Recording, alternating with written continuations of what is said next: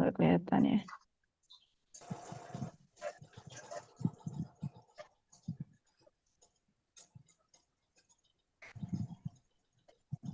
Saya stop share dulu ya.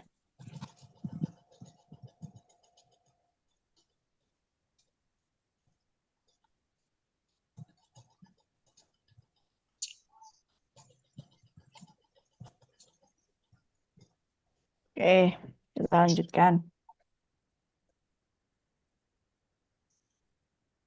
Penekanan perhatian pada manajemen kerja jelas mulai dari job desk kita, prosesnya tuh seperti apa, hasilnya pasti yang diinginkan adalah hasil yang terbaik itu pasti. Terus planning pasti, namanya orang bekerja itu ada planning ya, nggak mungkin kalau nggak ada planning akhirnya yaitu tadi datang, duduk, domblong. Itu bahasanya mahasiswa 3D ya. Datang duduk domblong karena saking bingungnya mau yang mau dikerjakan tuh apa, saking banyaknya pekerjaan gitu ya, jadi bingung yang mau dikerjakan tuh yang mana dulu gitu ya, makanya kita perlu melakukan list tadi ya, prioritas utama tuh yang mana gitu ya, melakukan review. Akhirnya, oke pekerjaan saya hari ini tuh yang memang masih terkendala itu apa. Jadi kadang yang sering kita lupakan itu udah terselesaikan nih 10 list, sudah selesai. Oke, pulang. Nah, pulang itu kadang itu kan kita di jalan sambil melamun ya, kerjaan saya tadi yang ada kendala apa ya, kerjaan saya yang kurang maksimal apa ya. Kadang berpikir seperti itu nggak teman-teman di sini? Berpikir ya, pasti keingat nih, oh tadi kok kayaknya ada yang typo nih, tadi kok ada yang kayak gini nih. Nah, itu kan juga mereview bahasanya ya. Dari kerjaan kita hari ini tuh apa sih yang menjadi kendala, apa sih yang menurut kita itu belum puas gitu ya. Jadi kalau sudah mereview seperti itu akhirnya kan ya itu tadi namanya keterbatasan manusia. Kalau bisa reviewnya itu ditulis. Saya sendiri masih belajar ya. Oke pekerjaan saya hari ini kayaknya kurang maksimal di bagian ini. Nah itu perlu ditulis karena apa? Untuk mengingatkan kita kembali. Oh kemarin kesalahan saya di sini nih. Berarti nggak mungkin saya ulangi lagi. Tapi saya pun sama. Karena merasa ini memorinya 1 tera hanya diingat-ingat aja kadang ya. Walaupun besok lupa lagi gitu ya. Terus pasti ada yang namanya perubahan ya. Jadi dari pekerjaan kita itu jangan sampai stagnan di situ terus itu ya. Pasti harus ada perubahannya. Terus komunikasi, stakeholder, fairness dan transparansi harus transparan memang ya. Jangan sampai kerjaan kita itu selintutan. Bahasa selintutan itu apa ya bahasa Indonesianya ya? Tapi ada yang paham nggak bahasa selintutan? Kucing-kucingan. Kucing-kucingan, oh iya kucing-kucingan ya Pak Agung, betul ya. Curi-curi, Bu. Curi. Ya, jangan sampai kerjaan kita itu ya itu ya curi-curi ya, entah curi-curi waktu ataupun curi-curi apapun itu memang kita harus transparan ya. Misal contohnya tadi Pak Fuad yang bilang kadang itu kita sudah mengelis Bu, tapi tiba-tiba kan pimpinan ngasih tugas itu kan memang di luar kendali kita ya, tiba-tiba aja datang, tolong ini ya ini. Nah, bahasanya kita harus berani mengatakan ya oke, oke Pak, ini dibutuhkan kapan? Ini segera enggak? Karena kan kita juga punya waiting list tadi pekerjaan yang harus kita selesaikan gitu kan. Kalau memang kita juga ada berapa prioritas yang harus kita selesaikan saat itu juga, kita harus berani mengungkapkan gitu ya. Eh, berhenti, masih dengar suara saya nggak? Kayaknya sinyal saya yang apa sih? Kok Masih gambar saya jelas, Bu. berhenti? Gambar saya berhenti gitu ya.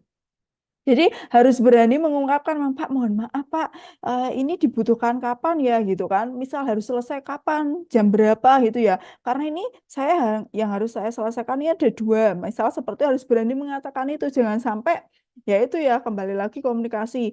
Ah iya ya, apalagi anak baru ya dikasih iya ya aja dikasih lagi iya aja itu akhirnya dia yang stres sendiri gitu kan, semua deadline gitu kan. Akhirnya dia lembur, temannya udah pulang, dia lembur sendiri sampai jam 12 malam itu karena tidak ada transparan itu tadi, tidak berani mengungkapkan karena mungkin takut dan sebagainya. Tapi kayaknya kalau sekarang jarang yang terjadi seperti itu ya. Justru dikasih tugas itu, masih banyak ini Bu, masih banyak ini Pak, nantilah gitu ya. Tapi kayaknya di dunia perusahaan nggak ada yang seperti itu. Lanjut, bentar.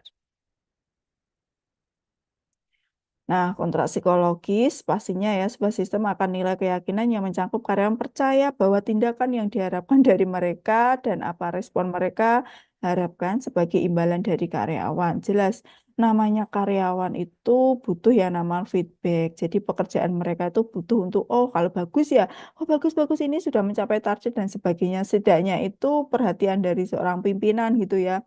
Jadi kalau memang salah, oh coba apa ditambahin dalam hal ini ya dan sebagainya. Jangan sampai ya lost control itu tadi ya. Nanti karyawan jadi bingung sendiri. Nah, itu pertemuan yang pertama. Seharusnya pemadatan materi ini dilakukan karena apa? Seharusnya perkuliahan kita lakukan 14 kali pertemuan ya teman-teman. Tapi kita singkat menjadi 1 kali dan itu 1 jam. Makanya di sini slide-nya banyak, tapi nggak apa-apa. Kita bahas semampu kita gitu ya. Lanjut proses manajemen kinerja ya. Nah, bisa dipahami sendiri teman-teman yang ada di slide ya. Jadi proses manajemen kinerja itu memang menyangkut proses pelaksanaan kinerja dan bagaimana kinerja itu dijalankan. Kembali lagi, tupoksi job desk itu apabila tidak paham, kita punya pimpinan, bahasanya kita punya supervisor, ya harus kita tanyakan, jangan sampai karena malu, karena takut, atau karena apa, jadinya nggak tanya, terjadilah miskomunikasi. Tapi kalau anak sekarang kayaknya generasi Z tuh cerewet-cerewet ya sih Pak ya?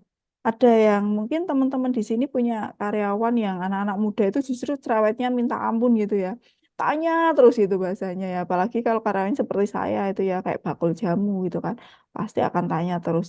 Pernah nggak ngalamin mungkin teman-teman di sini semua punya anak buah yang super aktif gitu, pernah nggak?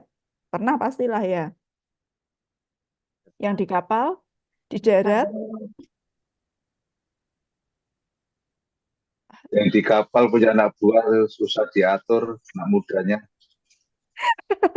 Kenapa kok susah Pak Jack? Di Jewer wae itu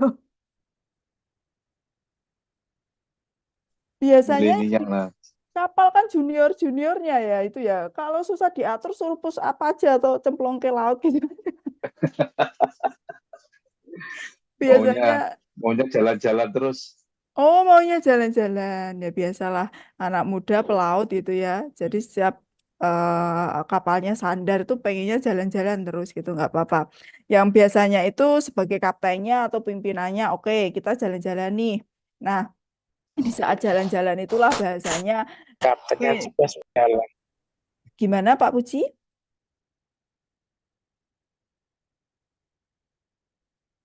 Apa tadi Pak Puji? Nah, kadang Kapten eh, Puji. pimpinan ngajak jalan-jalan nih, kaptennya ngajak jalan-jalan pas kapalnya sandar gitu ya. Akhirnya kan biasanya mentraktir kan kapten ya. Nah, disitulah memang bahasanya salah satu reward lah itu yang diberikan karena mungkin anak buahnya sudah satu kerjanya bagus. Kalau mungkin tidak bagus, nah di situ di sela-sela, kamu kerjanya mbok. Bahasanya karena kita yang memahami anak buah kita ya jangan sampai juga kita mengeluarkan kata-kata itu yang nyinggung gitu ya. Kadang anak sekarang itu kalau disinggung tuh malah dia jengkel, jadinya dia nggak menjadi semakin baik tapi malah semakin memberontak gitu ya. Tapi kan kita yang paham ya, anak buah kita tuh seperti apa, karyawan kita tuh seperti apa gitu ya.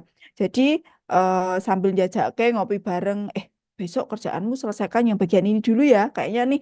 Tapi kan biasanya sambil ngopi itu kan enak ya Pak Jack ya, ngobrolnya sama bawahannya tuh lebih enak biasanya. Tapi nek saking double ke mungkin nek pas ngono, yo wae Bu.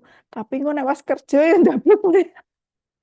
Nah, itu yang perlu memang anaknya perlu di-coaching ya. Banyak perlu di-coaching itu perlu didekati, terus diberikan motivasi lah ya, dan pastinya harus diberikan target. Anak sekarang itu generasi Z itu harus dikasih target, Pak. Mahasiswa itu kalau yang pagi itu ya, kalau misal tugas itu nggak dikasih target, wah bablas. Dikasih deadline aja mereka masih bablas. Jadi memang perlu sedikit dipaksa mereka itu biar mereka terbiasa gitu ya biasanya. Banyak harus dipaksa Bu Susi. Anak sekarang sibuk dengan kepentingan sendiri. Oh iya benar itu Pak. Asli itu. Di sini Saya ada generasi Z ya ini di sini. generasi maaf kata ya tanpa saya yang saya jumpai di kapal, saya menjumpai anak-anak yang sekarang itu mereka terlalu sibuk dengan kepentingan sendiri. Itu kenyataan. Betul Harus Pak banyak ya. dicambuk, harus banyak Betul. dicambuk anak sekarang. Yap, itu Ya, masalahnya itu Itu kelemahannya kepentingannya anak itu sekarang. banyak macam-macam. pentingnya. Asli. Iya, dia dia Oh. ketika Diatur kerja ya. itu seakan pekerjaan itu nomor dua, urusannya dia Hmm. yang nomor satu, gitu anak sekarang. Wah, generasi Z ya. Ini ada nggak ya di Iya, sini generasi Z? lain. Junior Memang dulu, junior sekarang tuh lain. oh junior dulu sama junior sekarang. Berarti itu Oh, Pak, lain. basisnya perlu ditambah itu di Respeknya udah lain. oh respectnya udah lain. Ya, memang Ya, sebenarnya itu terjadi di seluruh generasi Z aspek ya. sekarang ya. Bahasanya memang anak sekarang itu karena mungkin apalagi bahasa mereka korban COVID gitu ya. Pengennya itu yang instan, pengennya itu nggak pengen yang proses lama tuh rata-rata memang seperti itu Pak. Saya juga kadang itu kalau ngajar yang mahasiswa pagi itu ya kadang gregetan gitu ya. Mereka itu Ya, sekarang anak sekarang kalau presentasi kalau dulu zaman kita mungkin lah ya Pak zaman kita kan itu zaman bapak-bapak aja presentasi kan pasti kita berusaha belajar anak sekarang Pak model ya. presentasi cuma bawa HP aja. Nah bawa HP di depan itu saya lirik aja karena saya juga udahlah mereka kalau kampus umum kan boleh bawa HP ya Pak. Nah, apabila ada temennya tanya, mereka tuh tinggal ketik Google, gitu tak lihat, oh enak sekali ya, ya tak tak ajak bercanda, enak sekali ya mahasiswa sekarang gitu ya. Nggak, jadi temennya tanya gitu, nggak perlu mikir, langsung diketik gitu di Google, ketemu jawabannya gitu kan. Itulah memang anak sekarang, jadi pengennya tuh instan, jadi kadang saya juga mirisnya yaitu saat di dunia kerja itu kasihan lebih ke soft skill-nya yang lebih kurang gitu ya. Jadi mentalnya yang bahasa mentalnya perlu diguling-guling lagi kalau bahasa Nah, anak taruna itu ya. Dan memang betul. itu saat kami kemarin itu ada workshop tentang MBKM Pak, Merdeka Belajar Kampus Merdeka itu kan bahasanya memang saat seluruh kampus Jawa Tengah ya LDikti 6 itu dikumpulkan dosen-dosen yang mengurusin MBKM waktu itu saya mengikuti. Di situ memang seluruh hampir semua perguruan tinggi itu mengeluh tentang mahasiswa yang tentang anak sekarang. Dulu itu kan kita pengennya magang itu lama gitu Pak. Sekarang Dikti sudah memberikan fasilitas, oke kalian tuh bisa magang sampai 2 semester, maksimal 1 tahun. Nah, curhatan para bapak ibu dosen itu mengajak mahasiswa untuk mau magang, itu tuh susah minta ampun. Ayo kamu tuh magang, kamu tuh belajar di sini. Ah enggak lah Bu, nanti juga disuruh ada tugas karena kan kalau sudah lepas apa magang itu apalagi magang dari Dikti kan memang harusnya kampus mengkonversi gitu ya dia nggak wajib ikut kuliah cuma ada beberapa mata kuliah yang memang mewajibkan. Nah itu aja anak disuruh ayo magang ayo ikut MBKM Dikti udah dapat uang saku gitu kan susahnya juga minta ampun gitu ya jadi anak tuh ah buat apa ya ah, bahasanya seperti itu ya jadi Pelan aja nggak usah lari. nah, Mas Sam, ya jadi itu. Jadi bahasanya memang PR di sini termasuk mungkin bapak-bapak semua yang punya anak generasi Z ya memang harus dicambuk itu benar, harus dipaksa. Anak sekarang itu mau nggak mau harus dipaksa, harus dicambuk gitu ya karena mulai dipaksa itu mereka akan menjadi terbiasa. Jadi memang ya itu menjadi PR para para apa para dosen, para orang tua gitu ya. Jadi memang generasi Y sekarang PR-nya bagaimana mereka menumbuhkan rasa ingin tahu. Dan itu benar, Pak. Sampai dosen itu, anak sekarang tuh harus seperti ini. Dosen lewat membawa barang banyak, dilihat aja. Kalau zamannya bapak-bapak dulu kan kayaknya gurunya lewat bawa barang banyak, langsung dibantu. Anak sekarang enggak. Jadi padahal itu Ya. udah tahu kalau dosennya lewat ya dilihat aja, padahal kerepotan membawa barang banyak.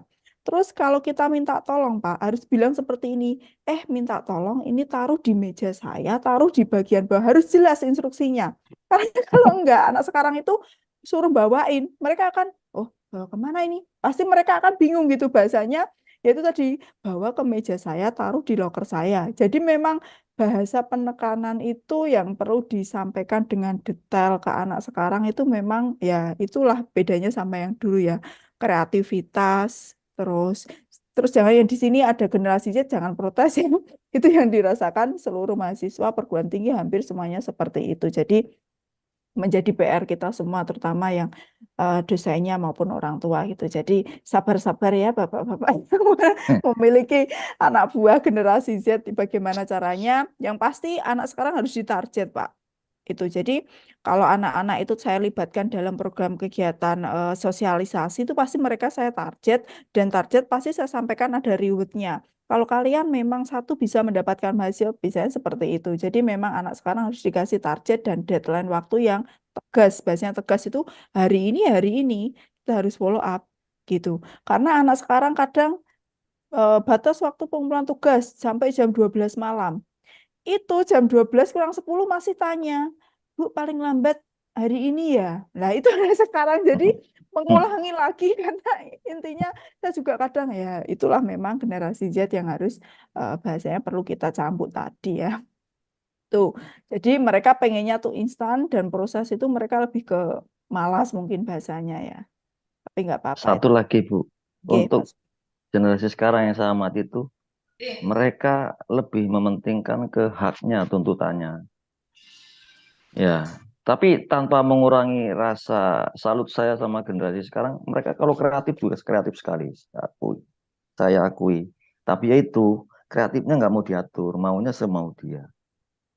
Gitu loh. Mau dia ya. Tapi yang saya alami dari kru-kru saya, memang dari generasi-generasi itu, generasi sekarang tuh dia lebih mementingkan hak saya mana gitu. Dia itu akan tuntut kejar, tapi ketika ditanya kewajibannya dia tuh menomorduakan gitu. Tapi ya benar memang anak-anak sekarang kreatifnya tak akui lebih dari kita Bu. Asli. Kalau cuma ya itu dia maunya kayak semau dia. Kreatif saya tuh begini gitu loh. Sedangkan kayak kerja kerja di kapal kan semuanya pakem, nggak boleh suka-suka ya. Ada yang saya hadapi seperti itu untuk generasi sekarang. Memang benar harus harus lebih ekstra untuk mereka menekankan mereka dituntun sebenar-benarnya tentang kewajiban mereka, tugas mereka. Nggak seperti dulu, misalnya ngomong sekali, mereka sudah, ya namanya mungkin sampai harus kapten ngomong, itu sudah takut sekali, udah kepikiran sekali. Anak sekarang tuh diibaratkan 50 yang masuk, 50 yang nggak tahu kemana. Jadi besok harus ngomong lagi. Besok harus ngomong lagi gitu. Itu case-nya yang saya hadapi seperti itu dengan maaf kata lah anak-anak sekarang. Mungkin ya jangan dijadikan ini sebagai untuk menghina mungkin buat adik-adik ya. Tapi itu kenyataan. Mungkin Bu Sisi pun sudah mengalami ya mahasiswa-mahasiswa sekarang gitu. Di kapal pun seperti itu Bu. Asli. Saya kalau jumpa mungkin perwira baru apa, wah memang harus ekstra mengawasinya. Nggak boleh karena mereka kebanyakan itu over smart, over confident juga mereka itu. Banyak kan seperti itu.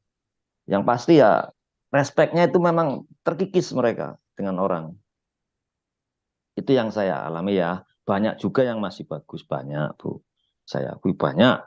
Yang pasti mereka kreatifnya kalau kreatif benar-benar bagus Bu. Cuma ya itu mau semuanya dia gitu loh. Yang saya alami lah ya, saya Ya, alami. ya, Ya, ya. ya nggak semua, cuma saya ketemu mungkin 3 orang, yang satu nggak begitu, yang 2 begitu. Begitulah Bu. Di Ya, kapal. Mungkin Pak pasti. Fuad tahu tuh. Dia sekarang jadi Hmm. orang kantor mungkin lebih tahu kuru-kurunya gimana. Kurikulumnya gimana? Memang itu ya Pak. Apalagi perwira baru masih muda itu ya. Ya, ya, Jadi ya. memang ya soft skill-nya, makanya memang dunia pendidikan itu dituntut kita bahasanya kalau mulai dari SD ya kurikulumnya ya, sampai yang memang kita tuh di perguruan tinggi itu memang yang selalu kita tekankan, dan saya pun waktu bahasanya masih di kampus lama itu saya menekankan seberapa dosen itu minta tolong soft skill anak-anak dikembangkan, minta tolong soft skill-nya, jangan sampai kita itu minim akan soft skill gitu. Saya selalu menekankan pada dosen-dosen tuh minta tolong soft skill-nya anak-anak dibangun gitu ya. Jadi kalau teori itu anak tuh lebih pinter gitu ya, karena teori seperti ini kan sebenarnya internet banyak sekali itu kan. Jadi bagaimana mengembangkan soft skill kan macam-macam gitu Pak, respect tadi, terus mereka keberanian mereka keaktifan di kelas gitu. Jadi memang soft skill itu yang bahasanya perlu ditingkatkan untuk generasi zaman sekarang gitu ya. Itu yang menjadi PR kita semua, khususnya di dunia pendidikan itu ya, Pak Subki. Mungkin bahasanya memang, ya kalau respect itu bahasanya ada orang tua kok, ya itu tadi ya, bahasanya Ya, kerepotan, didiemin gitu ya. seperti yang dicontohkan jenengan tadi begitu. Nggih, ya Ya apa-apa. kan? Hmm. Anak seperti itu mungkin pas ngobrol bareng gitu ya Pak, bahasanya. Memang kalau di kapal saya kurang paham ya Pak. Bahasanya biasanya kan ada pihak kayak tim coaching itu, bahasanya kita ada sesi sharing lah biasanya, saling saling ngasih masukan, saling memang bukan berarti mengoreksi ya, masukannya pun bahasa yang disampaikan harus bahasa yang lembut, bahasa yang tidak langsung, kamu tuh naik ketemu orang harus kayak gini, enggak yang harus seperti itu, tapi kita memberikan saat ngobrol, sharing, coaching itu kita hanya memberikan contoh gitu ya, mungkin dengan seperti itu anak kadang kan, oh iya gitu ya, memang tapi kalau di kapal mungkin ada juga ya Pak ya, jadi bagaimana membentuk anak ini ya tadi yang pimpinannya jangan bosan-bosan untuk selalu soft skill-nya anak ini selalu dikembangkan gitu ya. Kalau yang struktural sesuai plan tuh yang saya bilang tadi Bu, mungkin dari sebelum kerja setiap pagi, setiap bulanan ada yang namanya safety meeting apa semua itu termasuk di situ.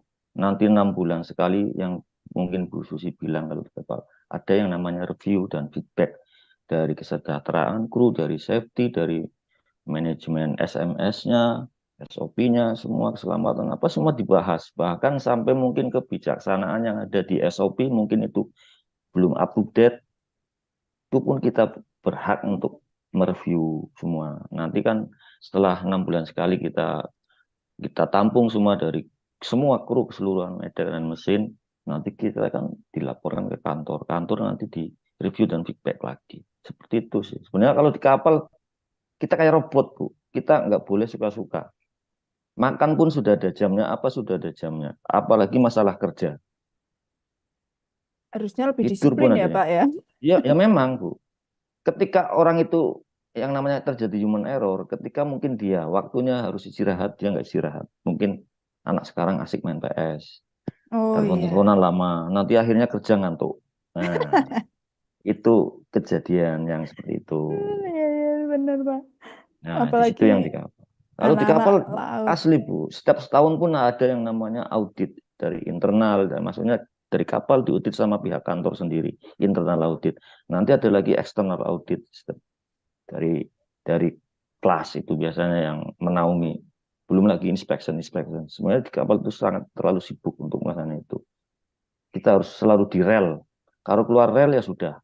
Mesti kita akhirnya ketika audit banyak observation, banyak banyak banyak banyak yang namanya apa apa koreksi-koreksi itu semua itu kalau di kapal. Jadi sebenarnya kalau di kapal tuh hidup sebenarnya kita kayak robot memang. Kalau semua dijalani ya insya Allah cuma tinggal 2 aja itu nanti. Teknis sama alam sudah habis. Lainnya kebanyakan Human memang error ya human Pak. error. Itu Ya. tertib sekali kalau kalau seperti Pak Fuad tadi yang tambahan-tambahan di kapal itu biasanya memang ada Bu, di kantor mungkin ada. Ketika suatu mungkin masa kantor memerintahkan yang mungkin seharusnya planningnya 1 minggu lagi, tapi dia ngejar harus hari ini. Itu kadang memang kita harus sibuk, kita harus di luar out of plan kan ya.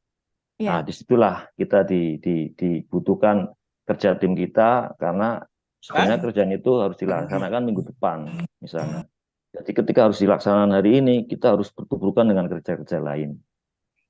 Dari hal-hal sepele, misalnya store datang, makanan, apa spare part, mungkin untuk harus ganti ini, ganti itu. Nah, itu yang kadang kita harus benar-benar pandai memanage untuk kerja itu. Jadi harus waktu, karena mungkin orang ini seharusnya istirahat, kita ngambil. Di kapal ada yang namanya rest hour.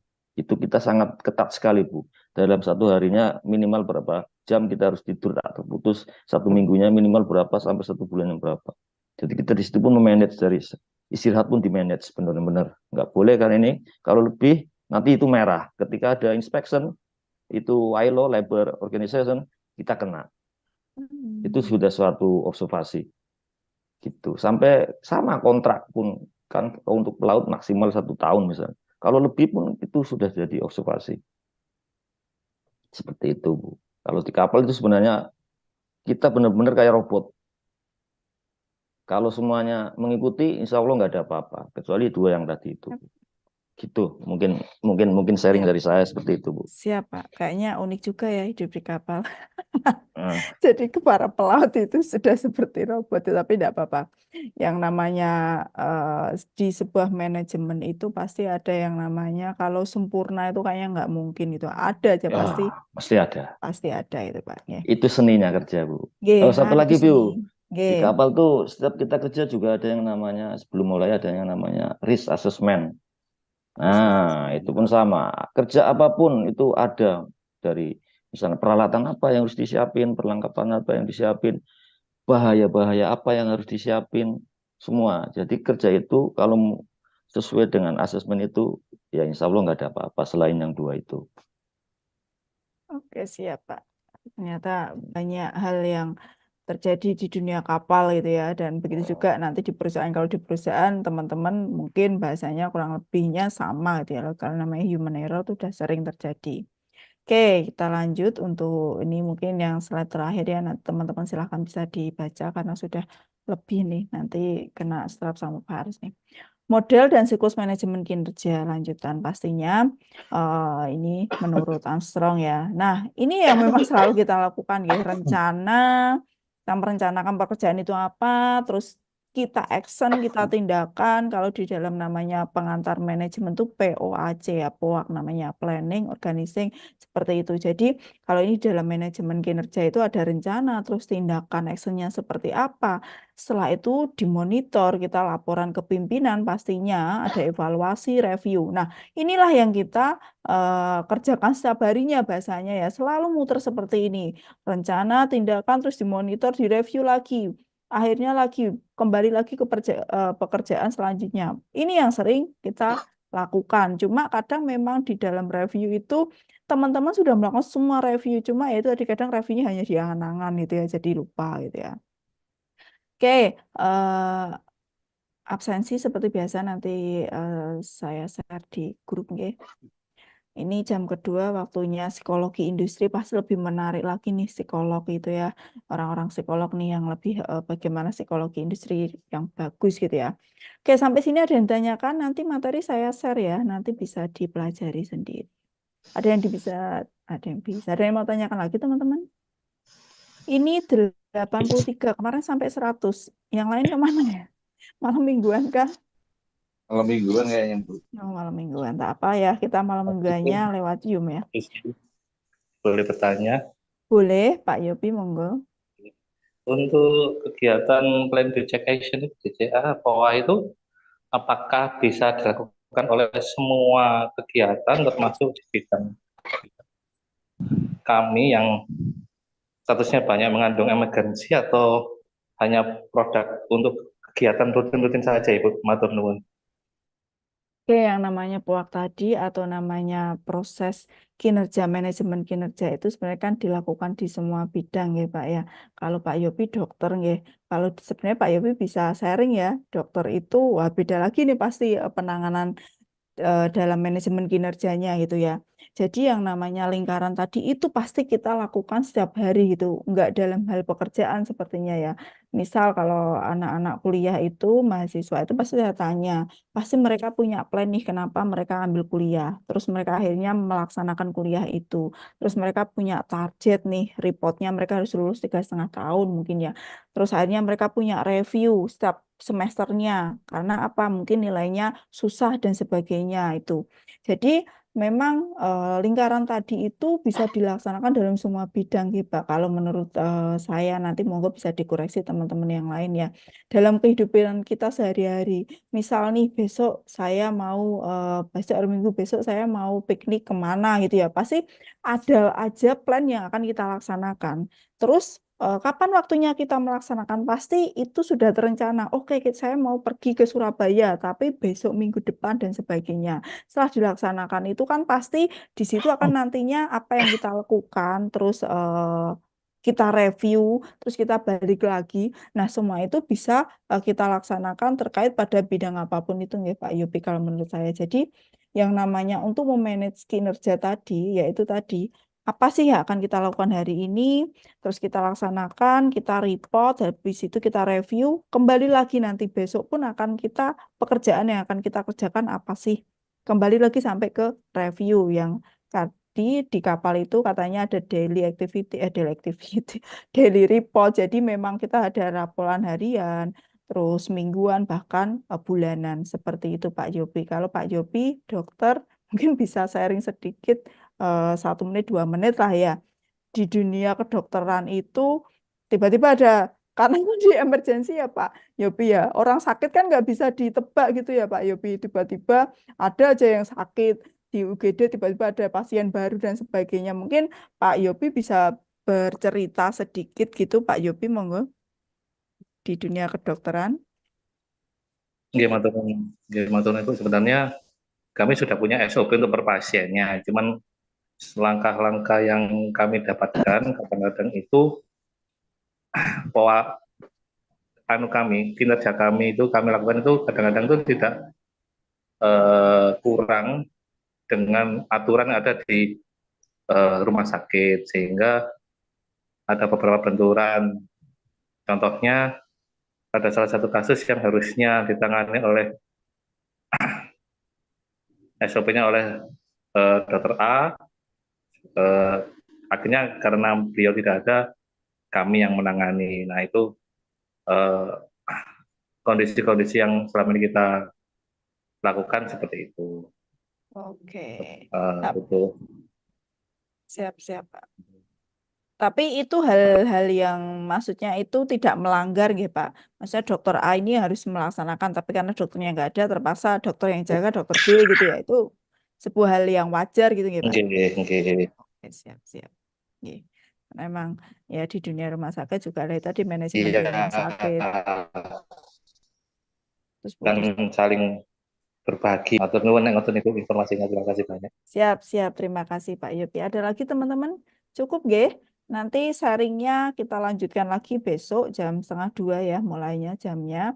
Dan besok harapan saya teman-teman bisa join semua karena besok akan ada juga sosialisasi dari kampus yang baju baru kita itu, oke. Jadi monggo teman-teman yang belum join nanti bisa diajak untuk join, ya. Itu ya teman-teman, terima kasih banyak. Ini Pak Haris sudah menunggu untuk materi yang kedua. Mata kuliah yang kedua ada psikologi industri. Terima kasih sudah mengganggu waktu malam minggunya. Tetap semangat ya, jangan ngantuk. Saya akhiri. Selamat malam. Assalamualaikum warahmatullahi wabarakatuh. Waalaikumsalam. Waalaikumsalam Ya, warahmatullahi matur wabarakatuh. suwun. Waalaikumsalam Matur suwun Bu warahmatullahi Susi. wabarakatuh. Ya, Terima kasih. Malam, Bu. Terima kasih Bu. Terima kasih. Terima kasih. Oke, selamat malam teman-teman. Waduh, ini masih pada semangat nggak ini? Apa udah pada loyo? Semangat Mas Haris, semangat. Malam, Pak. Siap. Malam, Oke, saya singkat aja. malam. Ini kebetulan kalau kita bicara tentang psikologi industri itu terkait erat sebetulnya dengan tadi yang masalah manajemen kinerja ya. Jadi apa yang tadi saya juga ikut mendengar istilahnya gitu, yang didiskusikan itu sebetulnya nyambung banget gitu. Jadi bahasanya bisa kita lanjutkan diskusinya di mata kuliah yang sekarang ini gitu ya. Nah, seperti biasa untuk mata kuliah ini saya sedikit sharing menginformasikan bahwasanya tentang deskripsi mata kuliah ini. Yang pasti mata kuliah psikologi industri ini itu pembahasannya antara lain adalah seperti itu ya. Ada tentang organisasi, pengembangan organisasi, terus kemudian analisis, desain, perencanaan SDM, rekrutmen, seleksi karyawan gitu ya. Terus penilaian kinerja yang tentunya penilaian kinerja itu terkait erat dengan tadi yang namanya manajemen kerja. Sampai dengan membahas bagaimana ada riset SDM atau bahasanya penelitian itu tadi ya. Karena pasti ada yang namanya bagaimana membangun motivasi, terus kemudian menjalankan dengan etika kerja, disiplin, sampai dengan stres kerja, istilahnya seperti itu. Nah ini harusnya kita membahas ini semua harusnya gitu ya. Mudah-mudahan nanti satu-satu kita coba ya kita coba kulik kisi-kisinya saja itu mudah-mudahan bisa sampai dengan yang terakhir gitu. Nah kemampuan akhir yang diharapkan teman-teman semua kalau sudah kuliah bahasanya ya kuliah kita mengadakan perkuliahan atau pembelajaran ini antara lain seperti ini ya. Jadi materi ini diharapkan teman-teman semua nanti dalam sisi pekerjaan bisa memahami apa sih sebetulnya psikologi industri ini. Jadi tentunya tetap harus ada sentuhan secara psikologis istilahnya gitu ya. Terus kemudian bagaimana kita merekayasa secara psikologis untuk melakukan kegiatan-kegiatan atau melakukan terapi-terapi gitu agar supaya kondisi pekerjaan menjadi lebih baik gitu. Jadi apalagi tadi kalau sudah kita ngomong masalah generasi yang sekarang gitu ya, generasi Z balik lagi mungkin nanti generasi A gitu. Yang jelas ini sudah generasi AI istilahnya gitu ya. Itu bagaimana supaya kita yang masih jadul juga bisa menyesuaikan, tetapi generasi sekarang juga bisa mengerti dan memahami maksud daripada instruksi yang mungkin diberikan oleh generasi-generasi yang terdahulu gitu ya. Jadi tidak ada emosi dan segala macam misalkan seperti itu. Nah, ini sekilas bahwasanya seharusnya kita harus membahas minimal 12 hal ya. 12 hal. Kalau kemarin tentang pelatihan dan pengembangan di dalam mata kuliah ini sebetulnya disinggung sedikit, tapi kemarin sudah lumayan dibahas oleh Bu Susi pada waktu pertemuan kemarin gitu ya. Terus kepemimpinan dalam perusahaan juga kemarin kita sudah bahas gitu tentang leadership. Jadi cukup lumayan ini tinggal 10 hal yang harus kita bahas gitu. Nah, sekilas-kilas mari nanti kita diskusikan. Materi memang saya share semua, nanti linknya juga di-share, ada 12 paparan di sana, 12 PPT gitu, yang mungkin bisa menjadi bahan teman-teman semua untuk belajar gitu ya. Jadi secara kewajiban saya sudah buat materi dan sudah masuk di Google Drive, nanti tinggal teman-teman semua bisa buka di situ, satu-satu bisa dipelajari mungkin seperti itu sebagai referensi. Nah ini kita menginjak yang pertama tentang masalah psikologi industri dan organisasi. Intinya pada pokok bahasan yang pertama ini, minimal kita mengetahui dan minimal kita memahami mengapa sih kok perlu adanya paham tentang psikologi industri dan organisasi gitu. Karena tentunya individu yang bekerja dengan kita itu kan punya background yang berbeda-beda, punya latar belakang kehidupan sosial yang berbeda, punya level pemikiran yang berbeda, bahkan mungkin punya level generasi yang berbeda. Itu yang pasti ya. Terus kemudian bagaimana kita setelah memahami tentang psikologi industri ini, kita menjadi bisa dan terbiasa untuk mengelola organisasi yang ada kita di situ menjadi lebih baik dan sinkron, itu seperti itu. Nah, ini bicara masalah pertemuan yang pertama ini tentunya nanti ada di dalam materi ada pengertiannya apa itu seperti itu ya. Terus kemudian sejarahnya, faktor-faktor itu seperti itu gitu. Nah, kalau kita bicara kok cepat banget ini ya.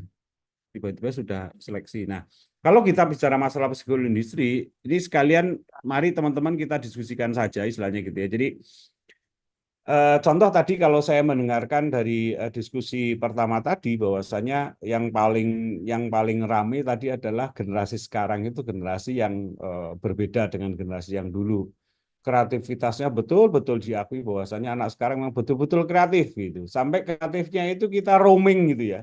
Kita itu roaming dengan kreatifnya anak sekarang gitu. Orang paham karepe piye istilahnya gitu. Bahkan kalau kita yang secara signifikan kita ketahui kalau dulu kita ditanya sama orang tua kita cita-citanya mau jadi apa gitu. Itu jawabannya jelas. Ono sing arep dadi insinyur, ono sing arep dadi dokter, guru, pelaut misalkan gitu. Profesinya jelas. Tapi anak sekarang ditanya, kamu mau jadi apa? Tiba-tiba aja, aku mau jadi konten kreator. Opo kuwi konten kreator gitu. Aku mau jadi reseller, apalagi di reseller gitu kan. Aku mau jadi YouTuber itu. Nah, bahkan ada beberapa profesi-profesi yang kita tidak memahami itu kerjaannya apa, freelancer ki opo gitu kan. Itu seperti itu. Tapi itu yang ditangkap oleh anak-anak sekarang menjadi kreativitas yang luar biasa dan itu ternyata memang menuntun kita untuk berada di zaman yang sekarang gitu ya. Kalau kita tetap bertahan jadul itu berarti kita tidak memahami secara psikologis bahwasanya pekerjaan ini juga ada psikologisnya gitu. Tidak cuma manusia saja yang punya psikis, tapi ternyata objek pekerjaan ini juga mengalami perubahan, mengalami evolusi, mengalami revolusi yang sudah pasti di situ ada kita bisa kelompokkan menjadi sebuah psikologi pekerjaan itu seperti itu. Nah, itu yang sesungguhnya kita kenapa kita perlu mempelajari psikologi industri adalah untuk mensinkronkan, untuk memahami atasan dan bawahan, untuk sama-sama memahami rekan kerja, untuk sama-sama memahami customer, supplier, sehingga dalam bekerja itu kita tidak hanya mementingkan masalah profit misalkan kalau di dalam industri bisnis, dan tidak hanya melulu masalah memberikan materi kalau di dalam pendidikan, tetapi ada feedback itu seperti tadi yang disampaikan ya. Jadi segala sesuatu tetap harus ada take and give-nya. Kita memberikan pertanyaan, kita berharap ada jawaban.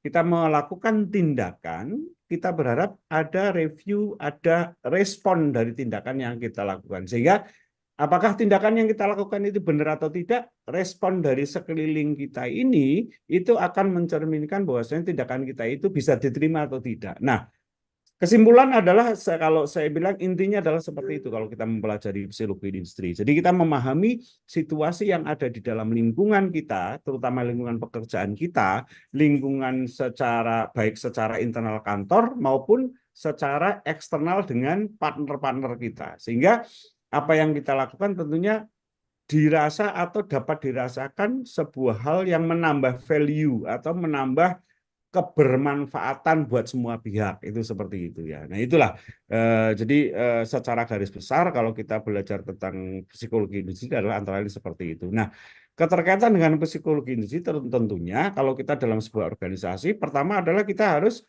ada langkah tentang bagaimana kita melakukan rekrutmen tentunya dengan melalui proses seleksi. Sebelum seleksi tentunya ada kebutuhan. Nah, kebutuhan itu pun muncul karena analisis dari psikologi industri itu sendiri yang membutuhkan adanya penambahan SDM baru. Contoh misalkan, di dalam satu kantor pertama karena kantor baru berdiri, baru 3 orang. Adanya direktur, direktur atau manajer 1, staf, dan office boy misalkan. Setelah berjalan pekerjaannya ada 1 bisa dihandle 3 orang, begitu 2, begitu 3, begitu 4 mungkin. Nah ini secara psikologis pekerjaan ini sudah tidak bisa terhandle lagi, gitu loh. Jadi sudah susah ini, bahkan mungkin tidak bisa memberikan kepuasan kepada customer kita, sehingga dianalisis, oh kita butuh karyawan nih. Sehingga kita membuka lowongan, terus kemudian melakukan seleksi, dan kemudian melakukan beberapa tahapan-tahapan rekrutmen sampai dengan nanti dia ditempatkan di pekerjaan yang sebelah mana gitu ya. Nah, untuk kebutuhan karyawan ini, titik poinnya adalah bagaimana kita mensinkronkan secara psikis dunia kerja kita dengan apa yang nanti akan kita lakukan menyesuaikan SDM yang tersedia. Nah, biasanya itu titik tolaknya adalah pada waktu kita merekrut dengan melakukan interview. Interview ini adalah untuk mengenal baik dari sisi hard skill maupun soft skill yang terutama nyambung sekali dengan bagaimana kondisi psikis daripada calon karyawan. Kalau seandainya ada orang yang pandai sekali, dia ditanya tentang pengetahuannya luas sekali. Tetapi setelah dilakukan interview yang lebih mendalam tentang pekerjaan yang nantinya akan ditangani oleh si calon karyawan ini, bisa jadi tidak nyambung. Wah, ini anaknya terlalu pinter. Kalau terlalu pinter nanti adanya protes tok gitu, adanya nuntut tok misalnya gitu. Itu bisa menyebabkan akhirnya tidak bisa diterima gitu ya.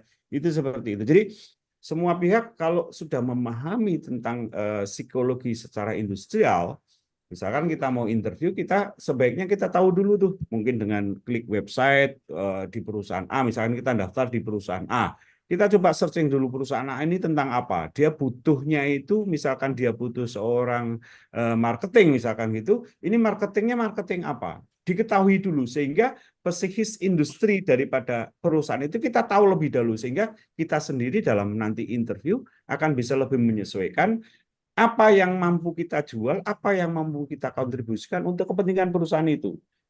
Sama saja misalkan dengan teman-teman yang di kapal barangkali ya. Tatkala nanti interview di perusahaan A misalkan gitu ya. Itu pastinya akan lebih tepat kalau mengetahui perusahaan pelayaran itu bergerak di kapal yang bagaimana. Apakah itu kapal kargo, apakah itu kapal kontainer, apakah kapal tanker, atau mungkin offshore project misalkan gitu ya. Nah, satu hal sertifikatnya bisa langsung disiapin. Oh, saya itu mau ngelamar di perusahaan yang misalkan offshore gitu ya. otomatis dia, bisa jadi saya akan ditempatkan di crew booth barangkali, atau mungkin supply booth barangkali, atau bahkan mungkin di AHT misalkan, anchor handling tug, atau mungkin di work bus misalkan begitu ya, atau malah mungkin ditaruh sebagai port captain atau port engineer di rig yang di tengah misalkan. Nah, itu akhirnya akan bisa nyambung, dan si perusahaan sendiri akhirnya pada waktu melakukan interview tentunya akan lebih suka dan lebih cepat dia memutuskan untuk Anda bisa diterima misalkan seperti itu. Nah, itu urut-urutan daripada penyambungan atau integrasi psikologi industri terhadap proses seleksi atau penempatan kerja, sehingga hal tersebut juga pastinya akan lebih memudahkan perusahaan itu menempatkan karyawan baru ini pada porsi dan posisi yang lebih tepat sesuai dengan kompetensi dan kapabilitasnya. Itu seperti itu. Nah, kalau sudah seperti itu dimulai dari awal proses seleksinya mungkin nyambung seperti itu, saya yakin secara psikologis atau kinerja ataupun proses bekerjanya perusahaan atau organisasi itu pasti akan lebih sinkron, pasti akan lebih nyaman. Karena apa? Orang berada pada tempat dan waktu yang tepat, akhirnya itu seperti itu. Jadi person in the right place and in the right time, bahasanya seperti itu ya. Itu kayak gitu. Itu kalau sekilas tentang pembahasan daripada sub pokok bahasan seleksi dan penempatan kerja. Ini kalau nanti ada yang mau protes gitu langsung interupsi aja nggak apa-apa ya gitu. Nah, nyambung berikutnya tentang kondisi kerja dan psikologis kerekayasaan. Nah, nyambungnya ini dalam proses bagaimana kita mendalami tentang psikologi industri adalah setelah misalkan nanti seleksi dilakukan, terus kemudian si karyawan itu masuk ke dalam retorika pekerjaan, di situ tentunya akan ada kondisi kerja yang barangkali tidak sesuai dengan ekspektasi tatkala dia awal mau masuk. Bisa jadi ternyata temennya tuh ono sing julid misalkan gitu, ono sing sok ngenyek misalkan gitu, atau barangkali sok tahu, sok iya, merasa super power gitu dan seperti itu. Nah, di situ peran akan seorang pimpinan itu sangat bisa jadi menjadi dominan misalnya gitu ya. Karena apa? Pimpinan yang harusnya akan mengawasi, mengetahui situasi dan kondisi, sehingga apa? Perlu dilakukan psikologi kerekayasaan. Artinya apa? Psikologis atau situasi atau aura lingkungan pekerjaan yang sudah berjalan, tatkala terjadi sedikit chaos mungkin atau sedikit ada ketidaksinkronan, terus kemudian di situ pimpinan memahami segala sesuatu yang ada di situ sehingga dia melakukan kerekayasaan. Artinya apa? Memperbaharui, merubah, mengkoreksi, mengevaluasi akan psikologis daripada organisasi itu sendiri. Kalau kita sudah bicara psikologis, itu sudah otomatis akan nyambung kemana-mana tuh. Karena kalau psikologis itu lebih ke perasaan gitu bahasanya, lebih ke soft skill misalkan seperti itu ya. Karena soft skill ini sulit untuk dipelajari. Kalau hard skill mungkin training 3 bulan sudah lebih dari cukup. Tetapi kalau bicara tentang soft skill atau attitude yang ada di dalam diri dia, itu bisa jadi butuh waktu yang panjang dan lama sekali gitu ya. Terlebih lagi kalau misalkan sumber daya manusia ini secara umur juga mungkin sudah mirip-mirip kayak saya gitu ya bahasanya ya. Mungkin rada-rada expire barangkali gitu, sudah susah untuk dirubah gitu. Tapi kalau anak-anak muda yang penuh kreasi itu, kalau kita tahu bagaimana secara psikisnya dia harus kita eksplor, dia harus kita bangkitkan, dia harus kita kasih motivasi, itu saya yakin itu akan bahasanya itu kita melangkah cuma 2 langkah, dia mungkin bisa 10 langkah di depan kita. Itu seperti itu ya. Jadi hal yang perlu kita diskusikan sebetulnya adalah mengapa kondisi kerja harus diperhatikan, itu kenapa sih istilahnya gitu. Ya untuk menciptakan psikologi industri menjadi lebih bagus. Bahasanya adalah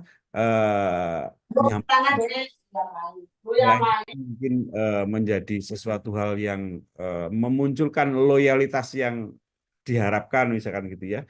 Terus mengapa rekayasa kerja penting untuk efisiensi kerja? Ya karena otomatis kalau sudah kita lakukan kerekayasaan atau perubahan atau evaluasi atau merombak situasi kerja yang tadinya kurang bagus menjadi bagus, otomatis pekerjaan pastinya akan menjadi lebih efisien gitu ya. Nah, itu antara lain tentang kondisi kerja dan psikologi kerekayasaan.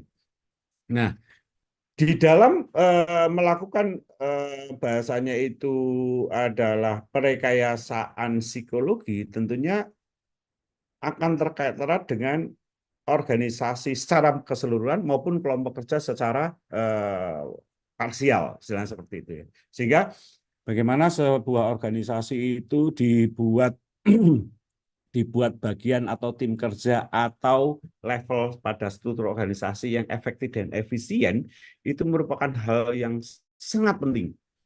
Jangan sampai kalau dalam sebuah organisasi hanya mencontoh, oh perusahaan A itu struktur organisasinya itu setelah presdir ada direktur keuangan, direktur operasional, direktur marketing. Kemudian di bawah direktur ada general manager, di bawah general manager ada manager, di bawah manager ada supervisor, di bawah supervisor ada mungkin tim kelompok kerja, kepala kelompok kerja baru staff misalkan. Itu belum tentu cocok dengan organisasi kita. Kenapa? Sumber dayanya kita harus lihat, apakah cukup orangnya. Terus jenis pekerjaannya harus kita lihat juga. Apakah memang butuh sekian banyak sumber daya manusia atau cuma butuh sedikit? Atau bahkan sebaliknya, sebetulnya butuh banyak tapi cuman orang sedikit, ya itu tidak akan mampu. Sehingga perlu dilakukan kerekayasaan psikologi, itu seperti itu. Nah, menyangkut dengan masalah psikologi tentunya tidak akan lari dengan komunikasi. Komunikasi baik antar bawahan dengan atasan, rekan kerja, maupun dengan eksternal organisasi. Sehingga peran daripada struktur organisasi sebetulnya sangat-sangat penting. Kenapa? Karena di situ menggambarkan bagaimana langkah berjenjang yang harus dilakukan, atau instruksi berjenjang yang harus dilakukan, atau pemberian pengertian akan instruksi dan prosedur yang mungkin memang harus melalui beberapa tahapan analisis misalkan gitu ya. Jadi tentunya proses analisa di level staff akan berbeda dengan proses analisa di level manager. Proses analisa di level manager otomatis akan berbeda di level direktur. Begitu juga sebaliknya. Itu seperti itu. Sehingga bicara tentang struktur organisasi dan tim kerja yang ada tentunya akan sangat mempengaruhi bagaimana kita mengatur sebuah atau memperbaiki sebuah ruang kerja menjadi psikologi industri yang baik, itu seperti itu. Nah, berikutnya adalah kalau kita bicara tentang pengembangan dan budaya organisasi. Nah, ini masih sama ya istilahnya. Balik lagi tentang kinerja, balik lagi tentang kinerja gitu ya. Yang pertama harus kita lakukan sebelum kita mengembangkan sebuah organisasi, tentunya kita harus paham bahwasannya budaya organisasi yang ada di dalamnya itu mampu nggak kita kembangkan. Jangan-jangan justru yang lebih baik bukan kita kembangkan, tapi kita mampatkan gitu ya. Kita pangkas itu, gitu seperti itu. Nah, sudah banyak contoh lah ya di beberapa perusahaan gitu, ada yang memang secara pesat dia kembangkan terus, tapi ada yang karena beberapa hal justru dikurangi, bukan cuma dikurangi, bahkan mungkin ya dipangkas itu struktur organisasinya menjadi lebih ramping misalkan gitu ya. Nah, tentu kita harus menganalisis atau memikirkan apa sih sebabnya, apakah perlu dikembangkan atau dikerucutkan. Ada dua hal yang pastinya harus kita perhatikan, yaitu pihak internal dan eksternal. Kalau kita bicara pihak eksternal, pastinya kita harus menganalisis atau melihat kompetitor kita barangkali mungkin ya, karena kecenderungannya sekarang pastinya kompetitor akan lebih banyak gitu ya. Kalau dulu mungkin kompetitor kita adalah dengan perusahaan atau organisasi yang sama dengan kita. Tapi sekarang itu tidak hanya yang sama, tetapi justru yang lebih modern dibanding kita. Atau justru mungkin yang lebih canggih dibanding kita. Ya, segalanya ya, yang mungkin yang lebih modalnya lebih besar barangkali, itu juga banyak ya. Banyak sekali istilahnya gitu. Terus kemudian yang tidak kalah horornya itu sekarang tentang perkembangan ilmu pengetahuan dan teknologi, terutama digitalisasi gitu ya. Banyak perusahaan-perusahaan yang sekarang itu baru pada tahapan menyesuaikan digitalisasi. Padahal di sebelah sana sudah tidak menyesuaikan digitalisasi, tapi bagaimana memberdayakan digitalisasi gitu ya. Nah, ini tentunya nyambung dengan perubahan lingkungan yang ada, karena dengan adanya digitalisasi sekarang ini lingkungan sangat-sangat berubah fantastis lah kalau menurut saya gitu ya. Kalau dulu mungkin kita belajar kayak begini ini pakai Zoom itu apaan sih gitu. Orangnya aja nggak bisa kita lihat gitu kan. Ada yang mungkin sambil tidur, ada yang mungkin sambil makan, sambil dolan malam mingguan gitu ya. Itu hal yang biasa sekarang gitu. Karena kita sudah terbiasa dengan lingkungan yang seperti itu. Otomatis secara psikologis kita akan menjadi siap. Kalau kita sudah siap berarti kita nyaman. Kalau sudah nyaman berarti bekerjanya juga akan tetap berkualitas itu seperti itu. Nah, yang kedua tentang faktor internal gitu ya. Masalah yang tadi contohnya gitu ya, bagaimana prosedur yang ada di dalamnya, misalkan contoh tadi seperti teman-teman yang di laut gitu ya, sebetulnya teman-teman di laut itu sudah yang dilakukan A ya A gitu. Soalnya apa? Kalau nggak melakukan kayak gitu ya iso cikar kanan, supaya kondias cari lain kan gitu ya. Bahasanya tahu-tahu mak bedunduk ada apa namanya? Ada karang itu kan sebetulnya lucu kalau menurut saya ya.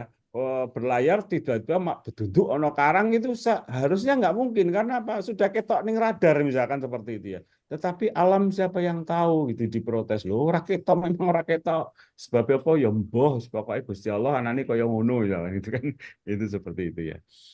Oke, kita lanjut penimbangan karya. Penimbangan karya itu maksudnya evaluasi penilaian ya, penilaian kerja atau appraisal gitu ya. Nah, kalau kita bicara masalah appraisal tentunya tidak lari dari masalah kinerja. Kalau kita bisa bicara masalah kinerja tidak lari dari masalah psikologi kerja. Jadi semuanya pasti terkait gitu. Sehingga kalau psikologi industrinya atau aura pekerjaannya, kenyamanan pekerjaannya, situasi yang tercipta di dalam pekerjaan dan organisasi itu atau bahasanya juga budaya organisasi yang ada di dalam kegiatan itu bagus, sudah otomatis kinerjanya akan bagus. Kalau kinerja akan bagus, sudah pasti penimbangan karyanya atau bahasanya penilaian kerjanya itu pasti akan baik. Nah, sayangnya kalau saya ini pengalaman pribadi ya, di dalam beberapa perusahaan dan mungkin institusi yang saya temui, penilaian karya yang dilakukan itu kebanyakan adalah hanya dinilai oleh atasannya berdasarkan dari SOP yang sudah ada. Itu tidak salah, tetapi akan lebih arif kalau menurut saya yang namanya assessment itu kan ada yang pertama adalah self-assessment gitu ya. Jadi semua orang diberi kesempatan untuk menilai dirinya sendiri gitu. Nah, setelah dilakukan self-assessment atau menilai diri sendiri, kemudian dia akan maju kepada atasannya langsung. Sehingga atasannya langsung itu melakukan penilaian berdasarkan apa yang dilihat oleh atasan tersebut, plus berdasarkan persepsi dan asumsi dari yang bersangkutan. Nah, di situ nanti akan ada TikTok nih, akan ada protes mungkin, akan ada pembelaan, dan otomatis menjadi review kerja dan kinerja yang bersangkutan.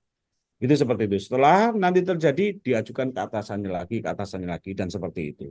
Kalau masih belum puas, atasannya bisa melakukan crossing management ke bawah langsung, misalkan seperti itu. Nah, kalau terjadi penilaian karya yang penimbangan karya yang mungkin transparan, terus kemudian berkelanjutan seperti itu, saya yakin akan tercipta budaya organisasi yang bagus, sehingga psikologi industri pada organisasi itu menjadi bagus, yang otomatis perekayasaan psikologi akan menjadi lebih mudah. Karena apa? Satu hal secara internal sudah selesai terlebih dahulu. Tinggal bagaimana menciptakan psikologi industri yang bagus terhadap eksternal organisasi. Itu seperti itu. Itu kayaknya asik sekali. Tapi untuk membuat yang idealis seperti itu, wangele itu kayak gitu.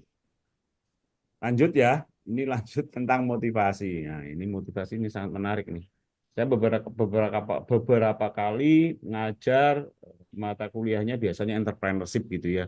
Karena kata orang saya seorang entrepreneur gitu. Jadi kalau dikasih di 3 perguruan tinggi itu selalu ada mata kuliah entrepreneur yang saya harus ampu gitu. Dan yang paling menarik adalah tatkala kita bicara tentang motivasi. Nah, pertanyaan-pertanyaan ini yang selalu muncul. Kenapa sih saya tuh harus termotivasi dengan itu istilahnya? Sana mama sama ya. Terus bagaimana caranya untuk membangkitkan motivasi kita gitu? Yang terakhir itu buat apa sih kok saya termotivasi? Nah, bahasanya seperti itu. Itu kayak gitu, ada beberapa pertanyaan. Tapi intinya kalau kita bicara tentang motivasi, tentunya teman-teman semua sudah paham lah ya bahwasanya motivasi itu menjadi hal yang penting, apalagi di dalam psikologi industri. Tanpa ada motivasi, psikologinya tidak jalan. Orang kalau udah bekerja hanya sekedar menjalankan tugas saja, itu yo ibaratnya ya ibarat makan tidak menikmati gitu ya. Yang penting mangan, yang penting apa warak ibaratnya gitu ya. Yo akhirnya nanti jadi ngantuk gitu, ngantuk dan tertidur barangkali. Oke, sampai di sini ada yang mau ditanyakan? Ini nerocos saja nggak taunya. Teman-teman, halo? Aduh, itu Mas Jack kok tidur ya Mas Jack?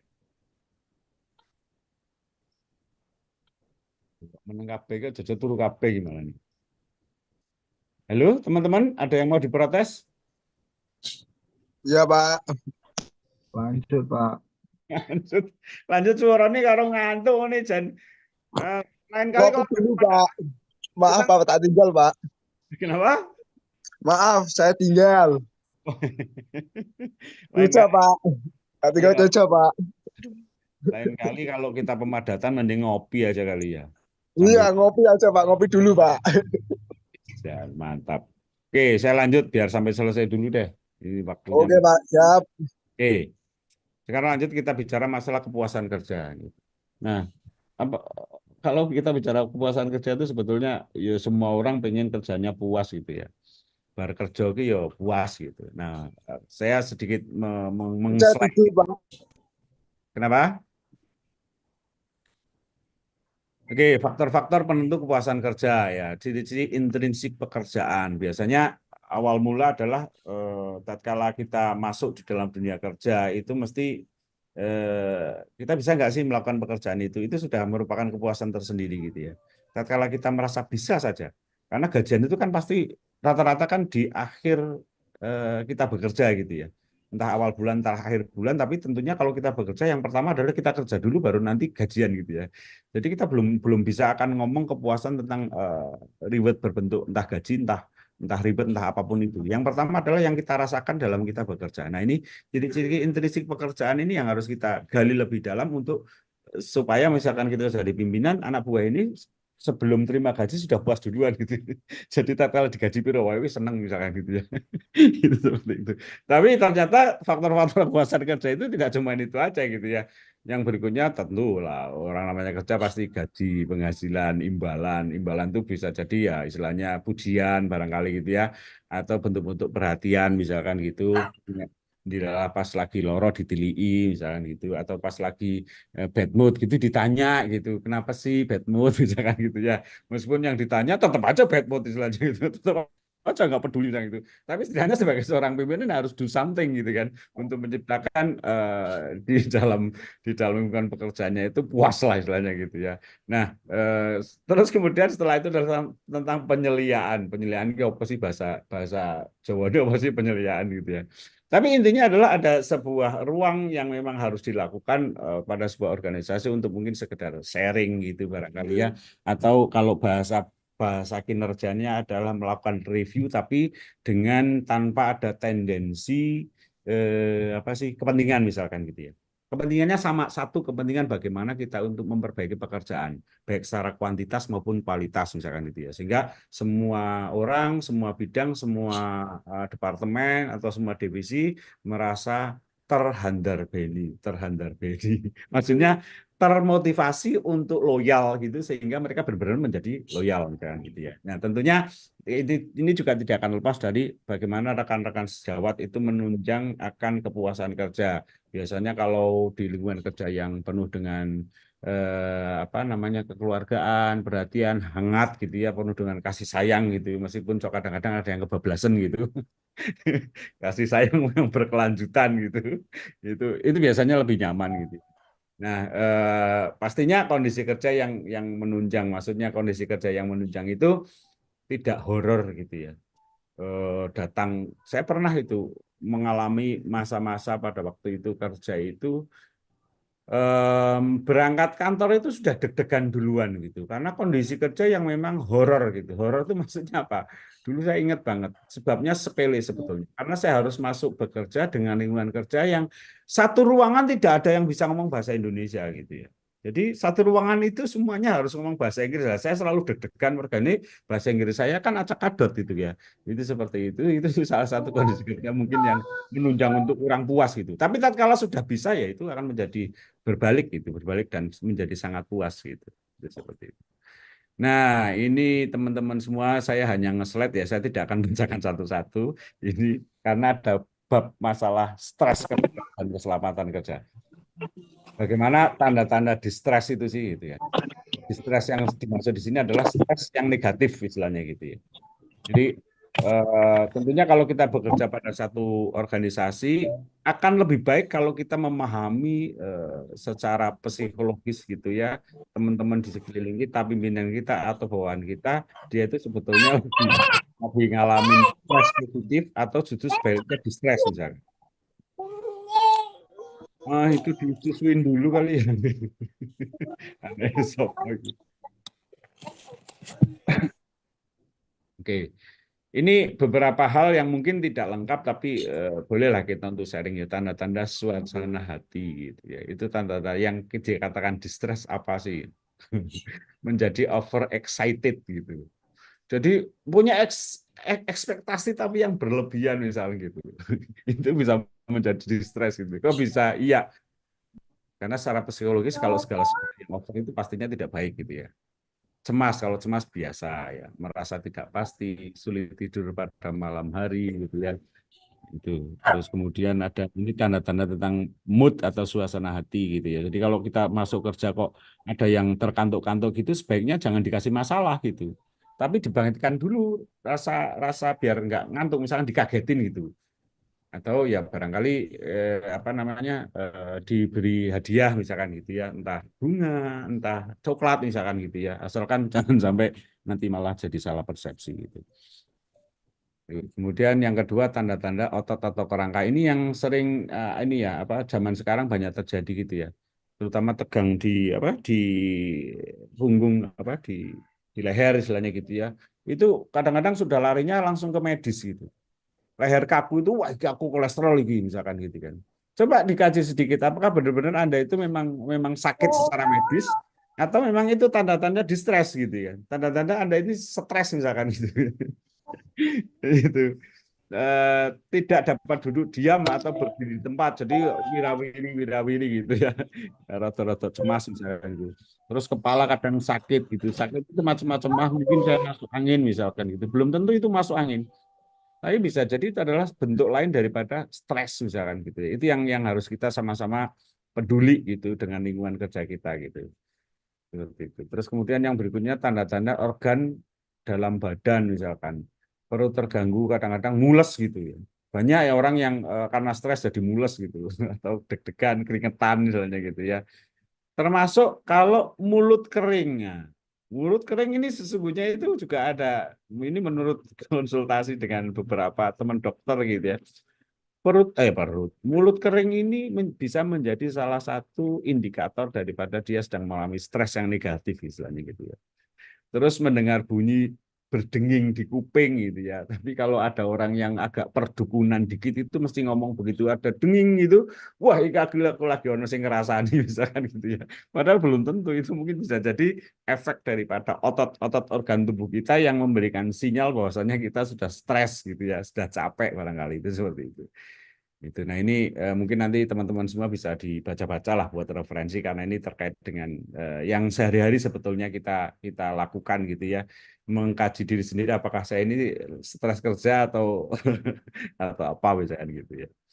Nah, kemudian yang berikutnya adalah tentang kalau kita bicara tentang psikologi konsumen, ini lebih ke eksternal ya, lebih ke eksternal. Jadi bagaimana psikologi industri ini bisa tetap baik, tentunya tidak lepas dari bagaimana kita melayani konsumen, sehingga secara psikologis konsumen merasa nyaman, merasa loyal dengan kita. Kalau kita jualan juga dia akan melakukan pembelian berulang. Kalau kita mungkin sebagai orang yang penyedia jasa juga dia selalu pengen bekerja sama dengan kita barangkali. Kalau kita sebagai pekerja biasa juga secara eksternal pekerjaan kita menjadi faktor penentu bahkan atau mungkin faktor tersendiri yang menyebabkan si customer ini ingin selalu bekerja sama dengan kita karena ada orang itu misalkan gitu.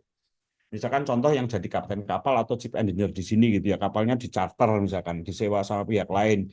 itu tidak menutup kemungkinan si pencharter ini akan selalu pengen mencharter kapalnya gara-garanya kaptennya yang bagus misalkan, atau chief engineer-nya yang bagus. Kenapa?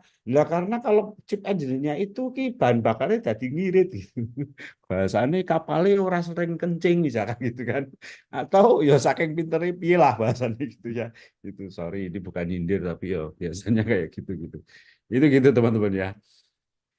Nah, ini kayaknya kok saya ngomong ke orang sing komentar iki jangan iki ngantuk apa piye. Tapi nggak apa-apa wis. Ini saya selesaikan langsung aja. Ini saya udah slide agak terakhir ini kalau sudah muncul ini berarti ya. Saya ingin apa namanya sharing yang apa tadi kalau dibicarakan mengenai anak-anak zaman sekarang itu. Ya memang mau tidak mau kalau orang dunia internasional yang ada di dunia goib gitu ya, maksudnya dunia maya itu akan selalu ngomong ini. Ada yang menyampaikan bahwasanya 4 C ini merupakan kunci gitu ya. The keyword of success industry kalau di dalam bahasa psikologi industri adalah industri psikologi optimize. Jadi bagaimana mengoptimalkan psikologi industri untuk meraih kesuksesan sebuah organisasi. Kalau karyawannya bahasanya ini belum tentu 100% benar barangkali. Cuman berdasarkan apa namanya omongannya orang internasional ngomong begini gitu kan. Rata-rata di dunia industri kalau semua karyawannya itu bisa melakukan ini semua, minimal 4C ini menjadi suatu hal yang unggul di sebuah organisasi, itu akan menjadi suksesan bersama. Komunikasinya bagus, dalam arti sharing knowledge-nya bagus, sharing apa namanya, misalkan jadi obat bakul jamu bahasanya gitu ya. Marketing gitu bagus misalkan gitu ya. Itu pastinya customer akan berdatangan. Kenapa? Karena komunikasinya bagus, jelasinnya juga jelas, mungkin juga bahasanya juga menarik gitu ya, nice, tidak cuma nice looking tapi nice hearing barangkali gitu kan. Jadi kalau di telepon pun merasa asik karena pas suaranya gimana-gimana gitu, mendesah-desah gimana gitu, misalkan gitu ya, otomatis kan seneng apa nih, sing dodolan cewek, wayu, suaranya rodok-rodok piye istilahnya gitu kan, wah, sing nompo cowok, wah itu luar biasa. Collaborating artinya apa? Collaboration itu maksudnya adalah bagaimana kita working together to reach a goal. Jadi tidak hanya memikirkan diri sendiri tidak gitu, tapi mendasari bahwasanya ini harus berkolaborasi yang baik gitu ya. Mempunyai satu goal yang sama, tidak udur-uduran, tidak saling tadi apa saya dengar bahasanya apa mau saling apa bahasanya apa sih mau apa sih apa mau sih bahasa yang tidak transparan tadi apa kucing-kucingan apa-apa tadi ya. Tapi melakukan kolaborasi yang baik. Nah, yang ketiga ini yang memang apa 3 dan 4 ini ya, ini yang harus kita pahami di dalam dunia sekarang ini gitu ya. Itu yang banyak tercipta sebetulnya. Critical thinking, anak sekarang betul-betul kritis berpikir gitu. Cuman critical thinking yang dimaksud harus kita arahkan kepada hal yang benar. Looking a problem in the new way. Bahasanya adalah kita harus kritis dalam rangka mencari solusi dengan solusi yang baru. Dengan jalan yang baru sesuai dengan psikologi industri yang ada di sekarang misalkan gitu ya. Jadi otomatis akan sesuai gitu ya, otomatis akan nyaman di apa namanya didengar orang, nyaman dilakukan orang misalkan seperti itu. Jadi kritisnya kritis positif dan sesuai gitu. Tentunya akan nyambung dengan kreativitas yang luar biasa. Otomatis kalau biasanya kalau pemikirannya kritis gitu, kreativitasnya juga luar biasa gitu ya. Tapi kreatif di sini kalau kita bisa menyesuaikan. Kalau kita bisa menyesuaikan tingkat kreasi yang pas, itu pasti akan menjadi lebih bagus gitu. Karena sesungguhnya Tuhan itu tidak menciptakan suatu hal yang jelek kalau kita mampu melihat dari sisi yang pas, istilahnya seperti itu. Apalagi yang pasti, yang setahu saya tidak ada manusia yang bodoh gitu kan. Cuman banyak manusia yang terhipnotis oleh kemalasan barangkali itu seperti itu ya. Jadi orang janjane orang goblok, mong setan ini kok bodoh wae tadi dia malas, akhirnya terkesan goblok misalnya gitu ya. Tapi sesungguhnya pada pinter-pinter itu seperti itu. Gitu ya. Alhamdulillah 12 pertemuan saya bisa selesaikan kurang dari 1 jam gitu. Kayaknya kok bebannya apa itu aja teman-teman yang bisa sharing ke teman-teman semua. Kalau saya punya slogan seperti ini ya, do the best for today and do the better for tomorrow. Mari kita lakukan yang terbaik hari ini dan kita coba rencanakan untuk melakukan yang lebih baik di hari esok gitu, seperti itu gitu ya. Jadi peduli amat dengan pilpres yang menang sopo gitu. Yang penting kita lakukan yang terbaik sekarang gitu kan. Maju terus pantang mundur. Oke, mungkin teman-teman mau ada yang disangkal itu sudah apa itu Pak Jack itu gini-gini jangan-jangan ini perlu diperiksa ini. Ini stres apa masuk angin nih. Jangan-jangan Udah masuk pengen angin. malam mingguan ini. Pengen Nah, malam mingguan ya. pengen malam mingguan tapi kok malah kuliah. Oh, malam mingguannya tadi sudah bilang Bu Susi katanya malam mingguannya virtual gitu ya. Itu seperti itu.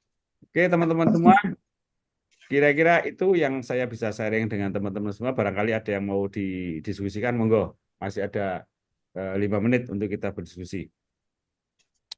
5 menit ya Pak. Ya, 5 menit boleh. Kalau Mas Suki mau 10 menit juga Ini saya siap mungkin Oke. mungkin bisa jadi bahan apa ini diskusi nih. Ya. Ada satu pengalaman tentang ini larinya ke psikologi kerja ya. Ya. Dulu ada satu perusahaan saya dulu ya di luar. Saya dulunya belum mengerti nih, masih junior officer. Ketika ada satu kapten ganti join, terus tiba-tiba ada satu orang engineer apa dia ditransfer dan nggak ada hubungannya. Terus ketika saya tanya-tanya, kenapa kok itu engineer ditransfer dan dia nggak punya masalah orangnya baik. Terus ada yang jawab, dia kakak adik. Oh, di situ saya masih junior. Kenapa ditransfer kan bagus? Kakak adik kumpul. Nah, di situ masih junior ya, belum berpikir panjang. Nah, rupanya setelah berjalannya waktu, apalagi setelah saya mungkin juga jadi diterima kapal ya, akhir baru ngerti. Oh, rupanya pengaruh psikologi dari incest di satu kapal itu memang banyak sisi negatifnya ternyata. Saya akhirnya baru mengerti di situ. Saya juga sempat bertanya ke office waktu itu. Itu kenapa alasannya?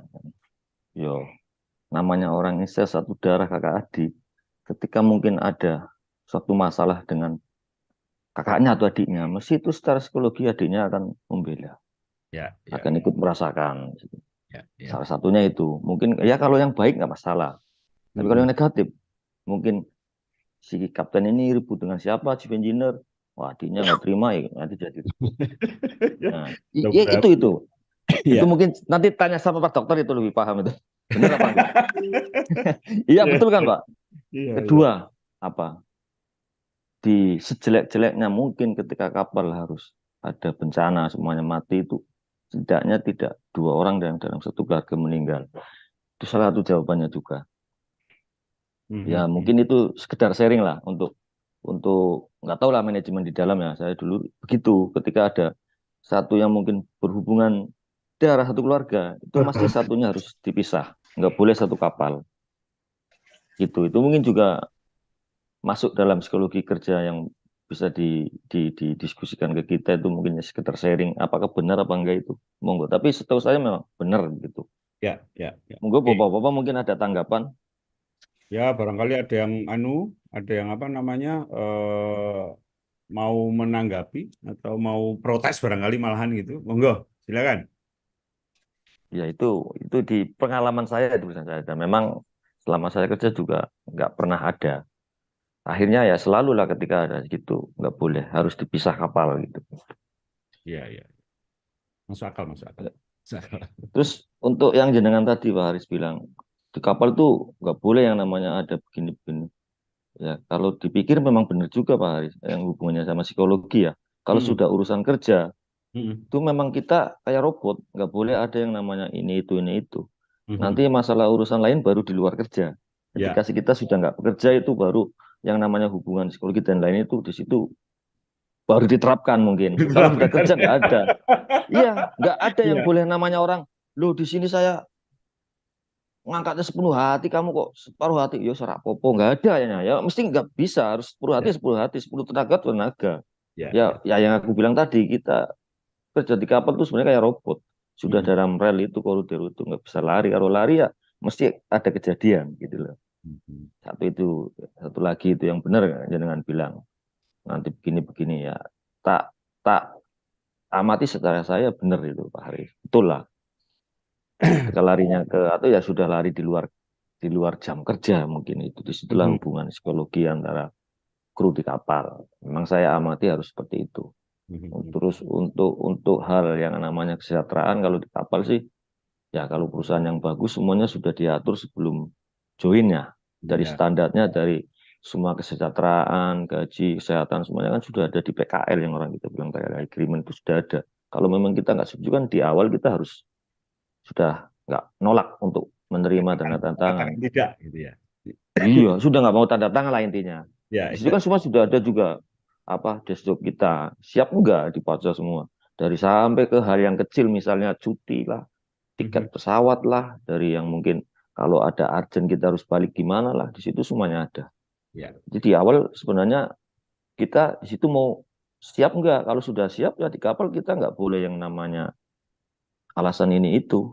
Selagi itu tercantum di PKL itu. Setahu saya seperti itu. Mungkin ya hal-hal apa yang di luar itu mungkin adalah kadang masalah pribadi yang saya sering temui. Ya pacar yang bujang itu yang sering kasus itu. Minta balik itu wis itu yang memang di luar semua di situ susah itu. Yaitu itu yang perlu pendekatan psikologi memang. Bahaya, Pak. Wah bahaya. Ada yang nggak mau kerja, nggak mau makan, sudah di atas sana sama Kellen aja. Mintanya balik ke ada. Udah bahaya, Pak. Bahaya. Ya itu mungkin apa namanya? Ini kebetulan kan banyak ini teman-teman pelaut di sini ya.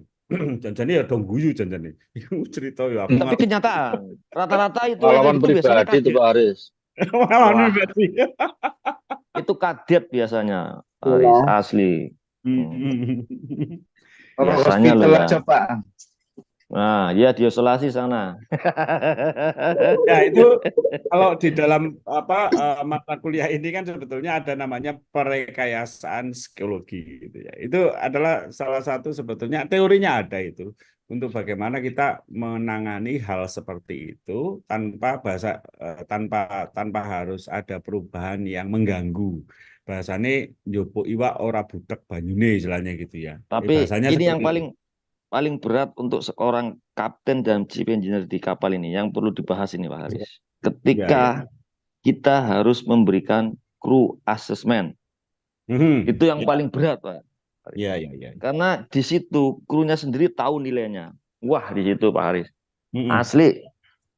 Itu mungkin menurut saya itu yang paling berat karena ketika mungkin perwira 1 yang ngisi terus saya harus evaluasi dan saya tanda tangan dan kru nanti disodorkan itu kru asesmen, nah itu yang paling berat. Yang sering temui mesti dia protes. Ya. Nah, itu tadi kenapa saya dikasih segini nilainya? Kenapa saya dikasih gitu di situ? Sama benar, sih beban mental. Kalau di darat pun ada sih seperti itu. Ada beberapa hal yang orang-orang HRD terutama yaitu itu kayak apa? Kayak pada kalau di darat bebannya ringan Pak Haris.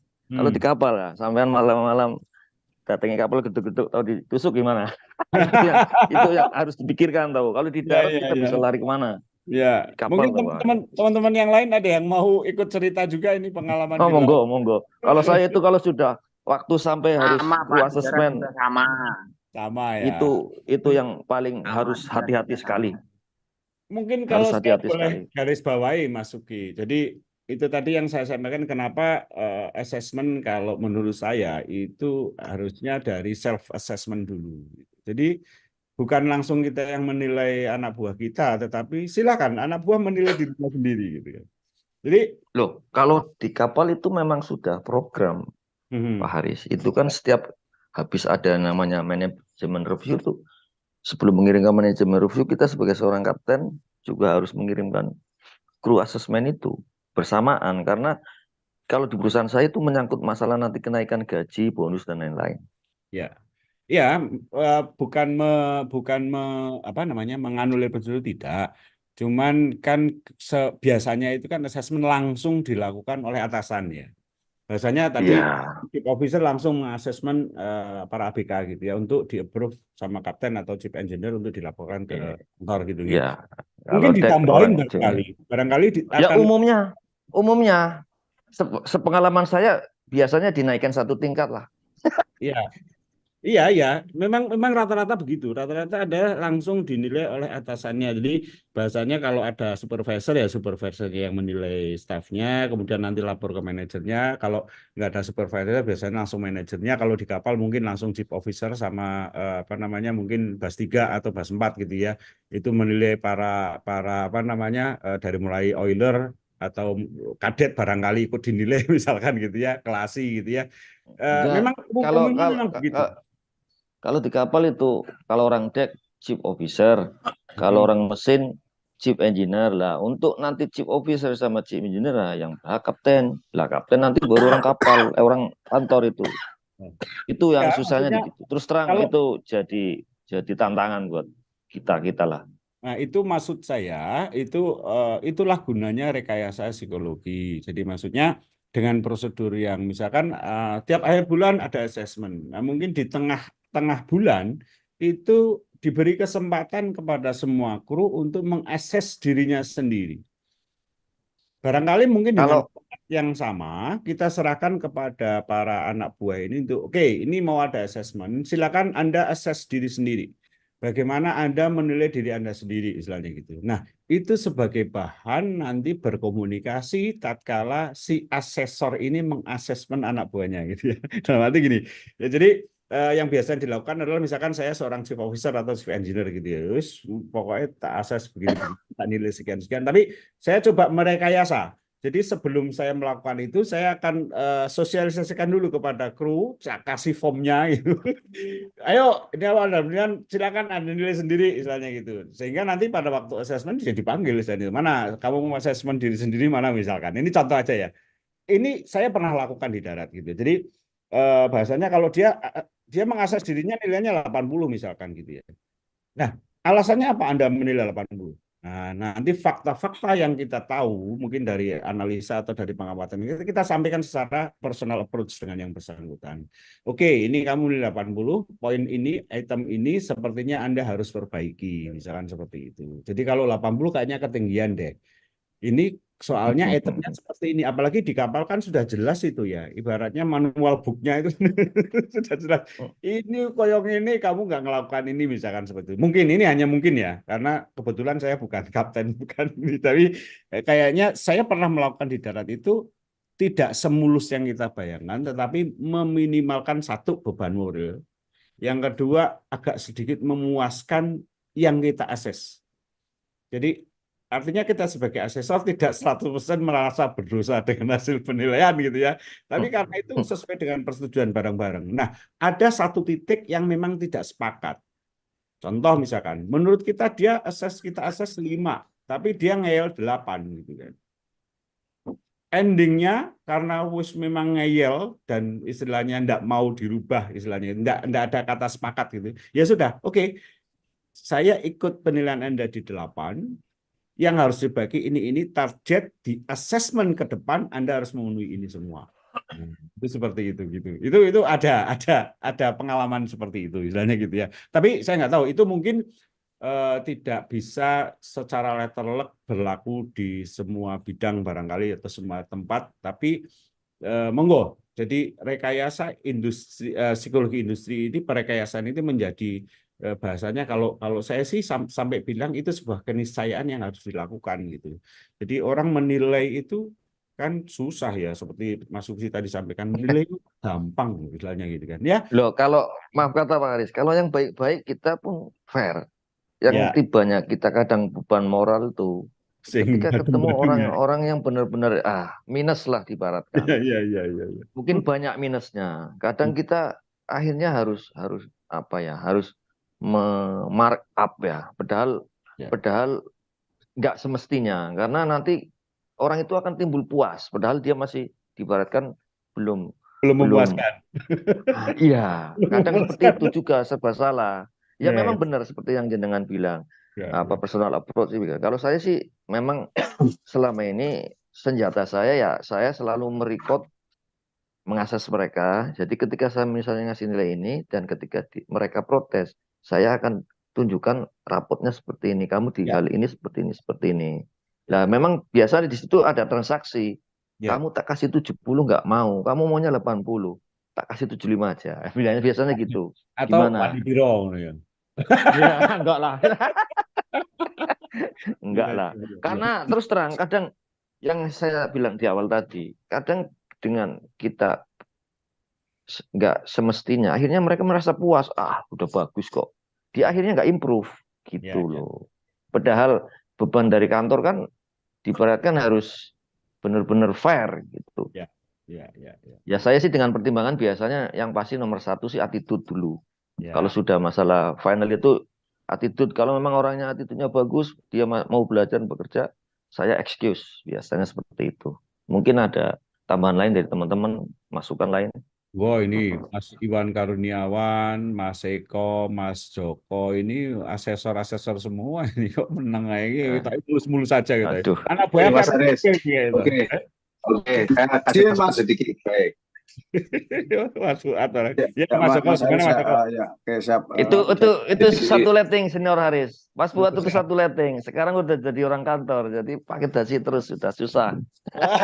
aku harus takon iki bisa disugi mau bergem sudut ternyata beneran. Oke lah. Oke, Iya, Mas Fuad, izin Mas gimana, Aris, Mas mungkin Joko? sudah malam saya sedikit tadi menambahkan dari apa yang disampaikan oleh Mas Subhi ya, karena kebetulan juga pernah di kapal, terus saat ini ada di kantor. Jadi memang seperti yang disampaikan oleh Pak Haris tadi ya, jadi memang eh, kita sebagai pimpinan tidak mudah yang memberikan apa namanya penilaian, karena terkadang ada dalam tanda kutip anak-anak yang agak dalam kutip sedikit balelo. Tapi memang yang pertama dilakukan, walaupun ini sebenarnya prosedurnya Mas Sugi ya, di kapal mungkin tidak ada kalau prosedur seperti ini, tapi bisa kita terapkan. Yang pertama adalah self assessment itu sendiri. Jadi checklist penilaian itu suruh mereka menilai sendiri, dan mungkin berikutnya adalah 360 ya, artinya bahwa teman-teman mereka misalkan EBI sesama EBI, terus habis itu 360 itu misalkan dibagi menjadi yang sesama EBI-Dek, nanti termasuk karena kita bekerja itu juga berkaitan dengan fungsi lain, di situ ada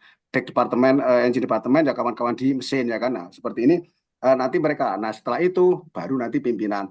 Seperti jadi sehingga lebih fair.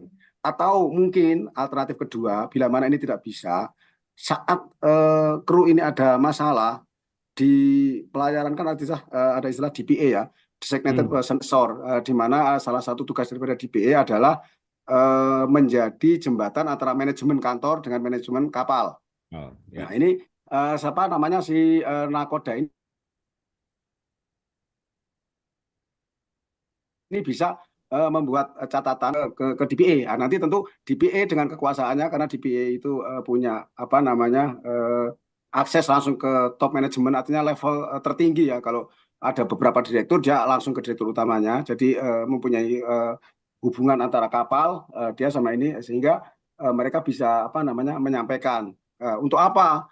Karena kan mohon maaf ya, saya bukan berarti menutup atau menggulingkan dapurnya orang, tapi apa namanya, kita kan sebagai pemimpin kan mau membawa organisasi ini mencapai, atau fungsi kita itu mencapai pada tujuan yang telah ditetapkan oleh perusahaan, kan seperti kurang lebihnya. Kalau kapal ya tentu selamat dari apa namanya pelayaran ke tempat satu ke tempat lainnya, seperti itu kurang lebihnya. Jadi barangkali apa namanya terjadi seperti itu, salah satunya melaporkan ke DPA.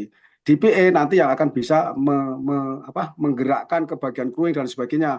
Karena kita juga mungkin kalau dari kapal ya tidak tahu asesmennya itu seperti apa sebenarnya yang dilakukan oleh darat terhadap kru-kru baru ini.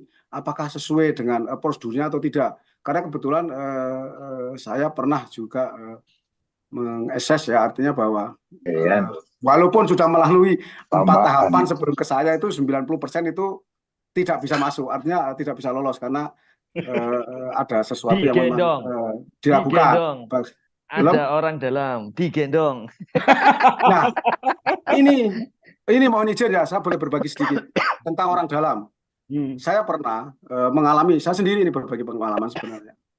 Ketika mereka memaksakan dan sebagainya, tidak lulus. Ini terutama untuk di kapal ya, mungkin kawan-kawan yang tidak background kapal mungkin bisa menyesuaikan barangkali ya. Jadi Ketika saya tidak meluluskan, dibilang Anda tidak lulus. Sebenarnya bukan saya tidak meluluskan, mereka yang tidak lulus. Sampai ditantangin, mereka pimpinan itu level tinggi lah. Terus akhirnya sampai saya bilang begini, Pak, mohon maaf, tak berikan pengertian nih sama orang kantornya yang mereka memaksa saya. Terus saya bilang, Bapak itu anak yang Bapak bawa itu tidak mampu, Pak, sesuai dengan checklist yang kita diberikan. Dengan anak ini tidak masuk, berarti saya telah menyelamatkan anak Bapak. Saya telah menyelamatkan Bapak. Karena apa? Kalau ada apa-apa di atas kapal, yang celaka juga Bapak, teman-teman Bapak, dan Bapak sendiri yang membawa akan ditarik pasti. Kenapa Anda memaksakan? Terus sampai karena saya dalam tanda kutip produk jengkel karena ngeyel terus, saya bilang, Pak, maaf, saat ini kita mencari makan di sini. Saat ini kita mendapatkan rezeki dari kantor sini.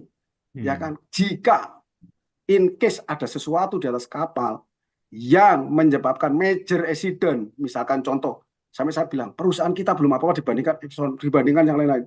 Begitu terjadi kapal kandas, tidak ada orang mati, tidak ada apa-apa, cuma pencemaran. Gulung tikar sebesar itu, Pak, tak bilang kayak gitu. Artinya apa? Kalau perusahaan gulung tikar, Bapak juga kena, Pak. Dari situ, Pak, mereka ya sudah akhirnya diam ya, walaupun saya sempat didiamkan beberapa saat, beberapa 1 bulan dan sebagainya. Saya selamat pagi, Pak, ketemu diam aja, no problem. Yang penting kita bisa menyelamatkan dia, calon krunya, menyelamatkan Bapak itu sebagai pembawa dan menyelamatkan perusahaan seperti itu. Karena salah satu tugas kita juga sebagai barrier untuk menyelamatkan kawan-kawan dan perusahaan ini. Saya kira itu, Mas. Terima kasih ya. Oke, bagus sekali ya diskusinya dan menarik banget ini. Om Jack kayaknya tadi gatal-gatal pengen ngomong aja Om Jack. Apa Om Jack? Roto semangat kita malam tambah semangat kayaknya ini. Semangat ini. Ajar. Tapi sayang ini teman-teman, kayaknya saya sudah di warning sama sama bagian yang monitor ini. Mungkin next time kita akan lanjut lagi. Besok kita masih akan ketemu lagi di sesi siang gitu. Barangkali ada teman-teman yang masih tertarik untuk berdiskusi. Itu besok adalah kita bicara tentang apa besok tuh? MSDM. Tentunya tetap terkait dengan ini. Kita masih ngomongin MSDM ya. Bagaimana mengeksplor atau meningkatkan kapasitas dan kapabilitas SDM. Oke teman-teman, mohon maaf sekali ini tidak bisa memuaskan secara 100% teman-teman semua, tapi bismillah mudah-mudahan apa yang kita sharingkan malam ini bisa bermanfaat buat kita semua. Dan ternyata tadi saya dapat informasi ternyata ini teman-teman yang di sini sebagian besar nanti wisuda di bulan Oktober ya. Oktober. Jadi tahun ini siap-siap udah jadi wisudawan ini gendang gitu kan. Oke. Mundur lagi Oktober, Pak. Kenapa? Siap lanjut lagi berarti. Ya siap lanjut S2 harus tuh ya. Pokoknya S2 tinggal langsung kontak gitu ya. Lanjut S2 nanti S2 S3 gitu ya. Pokoknya siap laksanakan aja pokoknya. Ya wis, terima kasih banyak teman-teman. Mohon maaf kalau ada salah-salah kata. Tetap bersyukur dan tetap semangat. Saya akhiri. Assalamualaikum warahmatullahi wabarakatuh. Waalaikumsalam. Matur suwun. Terima kasih.